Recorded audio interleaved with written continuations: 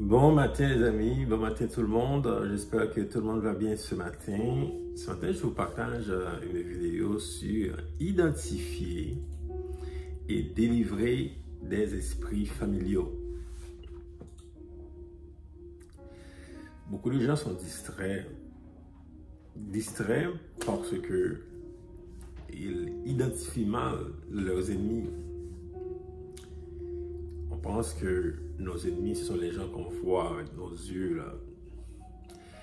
L'apôtre Paul nous parle que nos ennemis sont spirituels. Nous n'avons pas à lutter contre la chair et le sang. Nos ennemis, ce sont des êtres spirituels. On ne les voit pas. Concernant nos ennemis qui sont visibles, Jésus même nous dit de prier pour nos ennemis, d'aimer nos ennemis, parce que Jésus sait très bien que nos ennemis sont spirituels. Alors ce matin, il faut que tu regardes, il faut que tu comprennes. Quand tu vois là, des choses qui ne fonctionnent pas dans ta vie, quand tu vois de l'opposition dans ta vie, il faut regarder vraiment au niveau spirituel. Pourquoi ça ne fonctionne pas? Pourquoi dans ma vie, là, je fais du surplace, je cours partout, il n'y a rien qui marche? Parce que tes ennemis sont spirituels. Et tes principaux ennemis, ce sont des ennemis familiaux. Ils sont beaucoup plus proches. Parce que des fois, on peut imaginer qu'ils sont loin, là. Ce sont des ennemis familiaux, des esprits familiaux. Maintenant, pendant que je te parle, regarde dans ta famille, là. Regarde dans ta famille des mauvais comportements, des générations avant, même cette génération. Regarde les choses qui ne fonctionnent pas. Et c'est là maintenant que tu vas pouvoir identifier les esprits familiaux.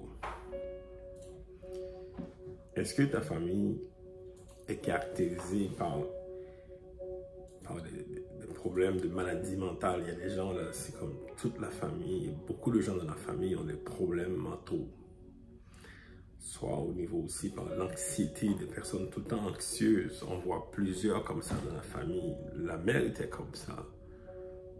Les enfants, voyez un peu, ça descend de plusieurs générations, des gens qui sont totalement émotionnels. Ça, quand on voit ce genre de pattern, c'est clair que c'est spirituel. Il y a des esprits méchants qui sont en train d'oppresser les âmes.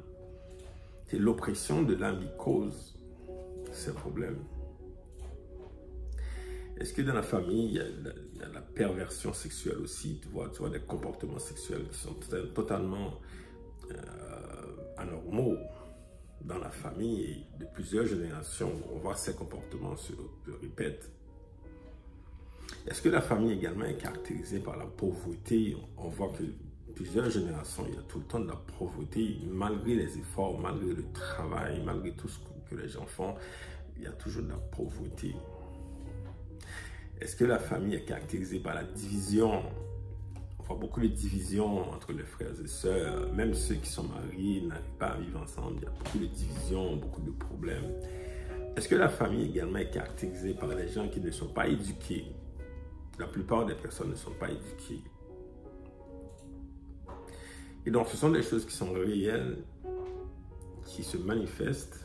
Mais en arrière de ces choses, en arrière de ces symptômes, ce sont des esprits qui sont en train d'oppresser, qui sont en train d'égorger, de dérober et de voler la vie des personnes, des familles.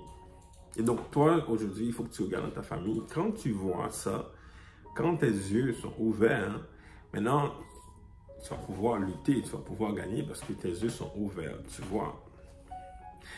Maintenant, si tu as pu identifier dans ta famille les mauvais esprits là, qui sont là, tu as pu les identifier rapidement pendant que j'ai expliqué, c'est le temps de faire trois choses. De te repentir, parce que quand ces esprits sont là, c'est sûr que tu as fait des choses qui sont contraires à la parole de Dieu. D'abord, tu te repens devant le Seigneur Jésus-Christ pour les choses que tu as faites. Deuxièmement, tu rejettes. Tu dis, moi, je rejette ce comportement. je rejette cette situation, je rejette ce comportement, je rejette la pauvreté, je rejette la situation, tu rejettes tout ce qui est mauvais. Tu rejettes le mauvais comportement, tu rejettes la mauvaise situation. Et troisièmement, tu appelles le Seigneur Jésus-Christ de venir délivrer. Seigneur, viens, délivre-moi. Tu appelles le Seigneur Jésus. Il va le faire. Il l'a fait pour moi. Pourquoi pas toi? Moi, c'est ça qui m'a délivré parce que très jeune dans ma famille, j'avais identifié des mauvais esprits. Et plus tard aussi, j'avais identifié des mauvais esprits qui m'oppressaient la famille. Aujourd'hui, je suis libre parce que le Seigneur Jésus-Christ m'a ouvert les yeux. Et j'ai pu gagner contre ces mauvais esprits par la puissance du Seigneur. Parce que la Bible dit, tout genou fléchit devant Jésus-Christ. Par l'autorité en Jésus-Christ, j'ai pu avoir la victoire sur les esprits familiaux. Alors maintenant, c'est à toi. C'est à toi. Soit tu continues de parler mal contre des gens que tu vois, tu penses qu'ils sont tes ennemis, ou bien tu commences vraiment à prier, à te mettre à genoux pour combattre ces esprits familiaux qui sont contre toi, qui sont contre ta famille. Et c'est là maintenant que tu vas commencer à avoir la victoire. Que le Seigneur te bénisse. Bonne journée. À bientôt.